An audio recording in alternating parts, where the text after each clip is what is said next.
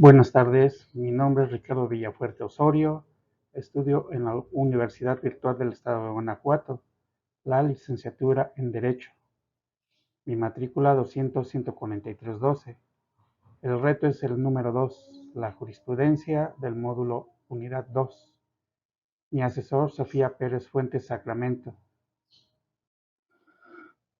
Iniciaré el reto 2 dando algunos datos sobre la jurisprudencia que nos permitirán entender la realización del reto. El fundamento de la jurisprudencia se encuentra en los artículos 94 y 107 de la Constitución Política de los Estados Unidos Mexicanos. La tesis aislada es solamente un razonamiento de una interpretación de la ley llevada a cabo por los tribunales facultados, la cual no tiene el carácter de obligatoriedad. En cambio, la jurisprudencia es la interpretación que se hace a ley y la cual es obligatoria. Formas de integración de la jurisprudencia: por reiteración, por contradicción de criterios y por precedentes obligatorios. Existen diversas formas de creación de la jurisprudencia: por reiteración de criterios, por contradicción de tesis y por interrupción. Después de este desglose breve, iniciaremos el reto. Iniciaremos dando respuesta a las preguntas que nos hace mención la rúbrica del reto número 2. 1. Respecto al caso número 1, señala qué método de integración, reiteración, contradicción de criterios o precedentes obligatorios se utilizó para la creación de dicha jurisprudencia. De acuerdo a la jurisprudencia tesis primera, diagonal J 102, diagonal 211, emitida por la primera sala en septiembre de 2011, en su apartado de criterios que originan la jurisprudencia, nos muestra el método de integración establecido por el artículo 224 de la Ley de Amparo. La jurisprudencia por reiteración se establece por los tribunales colegiados de circuito cuando sustenten por unanimidad un mismo criterio en 5 sentencias no interrumpidas, por otra en contrario. Las cuestiones de hecho o de derecho que no sean necesarias para justificar la decisión no serán obligatorias. En la sección de texto observamos que se reafirma la jurisprudencia por reiteración una vez que se hayan cumplido los requisitos de importancia y trascendencia para el ejercicio de la facultad de atracción. En el punto número 2 nos solicita lo siguiente. Respecto al caso número 2, identifica cuáles son los razonamientos para que la jurisprudencia 1A, diagonal J, 93, diagonal 2013, 10A, fuera sustituida por la jurisprudencia 1A, diagonal J, 78, diagonal 218, 10A, emitida por la primera sala de la Suprema Corte de Justicia de la Nación. En la sección de texto de la jurisprudencia 78, diagonal 2018, la primera sala de la Suprema Corte de Justicia de la Nación sustentó que la orden de citación al investigado a la audiencia de formulación de imputación con apercibimiento de aprehensión en caso de no comparecer, transgrede el derecho a la libertad deambulatoria. En una nueva reflexión, esta primera sala estima necesario interrumpir el criterio jurisprudencial 93, diagonal 2013, conforme al artículo 141 del Código Nacional de Procedimientos Penales, por la citación a la audiencia inicial y de la lectura sistemática de las fracciones 1 y 2 del artículo mencionado.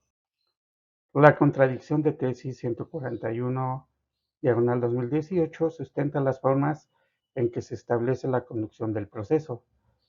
En primera instancia, lo constituye el citatorio para la audiencia inicial, que de no atenderse injustificadamente, dará lugar a la comparecencia con auxilio de la fuerza pública. Empero, si el citatorio se gira a un imputado que ya tuvo contacto con el juez de control para que comparezca a una diligencia distinta a la inicial y lo incumple, entonces se está en la posibilidad de que la autoridad jurisdiccional lo declare suspendido de la acción, y esto pueda derivar en una aprehensión del imputado. Por lo tanto, y de acuerdo a la Ley de Amparo de la Jurisprudencia por Interrupción, establece lo siguiente en su artículo 228. Los tribunales no estarán obligados a seguir sus propias jurisprudencias.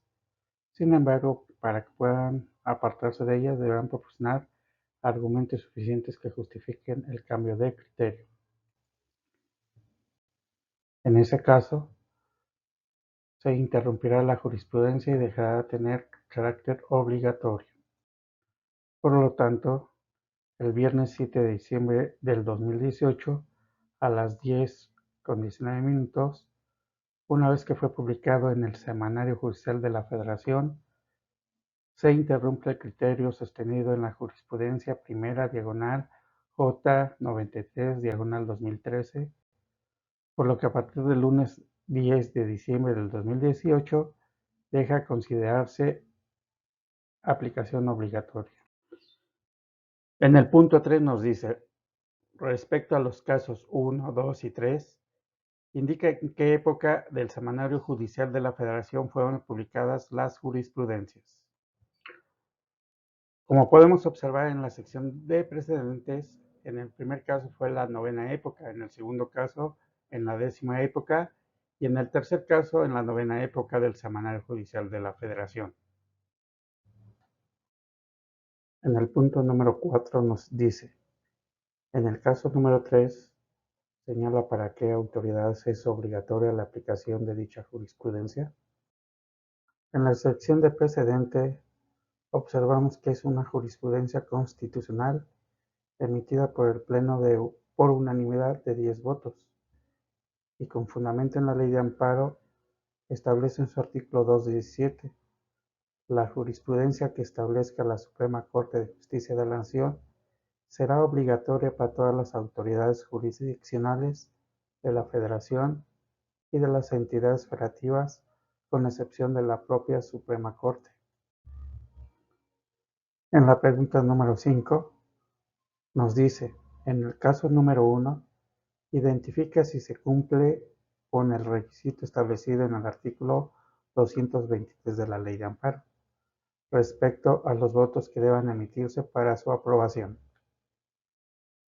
En el artículo 223 de la Ley de Amparo nos dice, las razones que justifiquen las decisiones contenidas en las sentencias que dicten las salas de la Suprema Corte de Justicia de la Nación constituyen precedentes obligatorios para todas las autoridades jurisdiccionales de la Federación y de las entidades federativas cuando sean tomadas por mayoría de 4 votos. Las cuestiones de hecho o de derecho que no sean necesarias para justificar la decisión no serán obligatorias.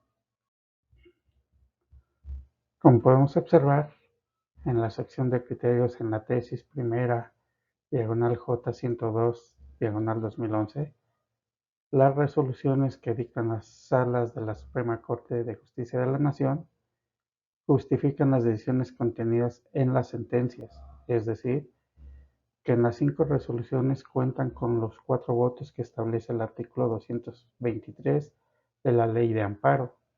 Por lo tanto, se considera votación unánime por parte de los magistrados. Conclusión.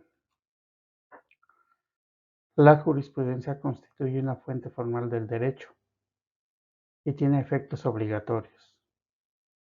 Consiste en criterios interpretativos que hacen los magistrados y ministros en México y que expresamente la Constitución y las leyes les facultan para ello. La jurisprudencia son obligatorios para jueces, ministros y magistrados.